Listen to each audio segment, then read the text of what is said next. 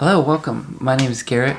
If you clicked on this video, then you're looking for worship pads, so we'll get right into it. I have on my screen Ableton here, just to show you guys the worship pad sounds, and also how to drag into Ableton. So some of you might have an app that plays worship pads. You can often drag in your own MP3 files, so this will work just the same. For example, I use AutoPad app, which is great, and then I just have drug these MP3 files into there, and I can play them over every key. So if you're like me, I'm a keys player, so a lot of times I have a backing pad as a separate audio track here. You can create an audio track, which is what I've done here with worship pads.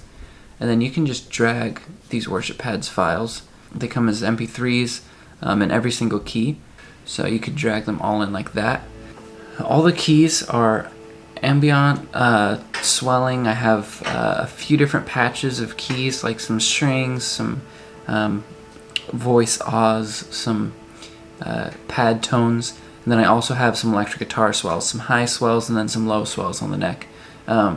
So they're sort of moving texture. I individually recorded all of them just for best sound, and then I did pitch shift like E flat. I just pitch shifted a half step for all of those flats.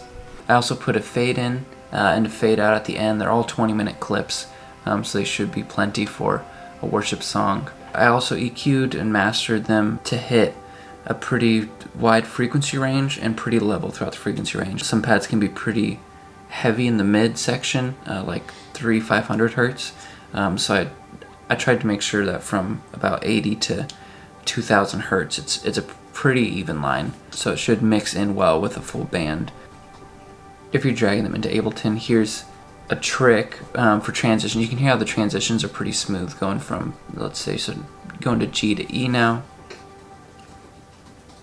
You can hear how it goes straight back into the next one. I sent a reverb and a delay that's making those transitions really smooth. So I'll take these out, and you can see, going back to G, how there's a pause. I mean, it's not terrible. There's still a nice trail, but it's sort of harsh to me.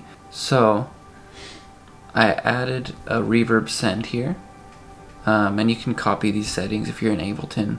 The big thing is a fairly large decay, pretty big reflection and diffuse rate, and then I made the size pretty big as well. That reverb alone already does a lot. So that smooths it out a bit, and then I also add a delay. So I'm going to fully send this to a delay as well. Delay, I used a ping pong. I offset the left one just a little bit, so that just to widen that a bit. And feedback I set pretty high. I think this is about 60%. Yeah, 60-70% feedback. You can play around and see what you like, but now it should be pretty smooth going from key to key.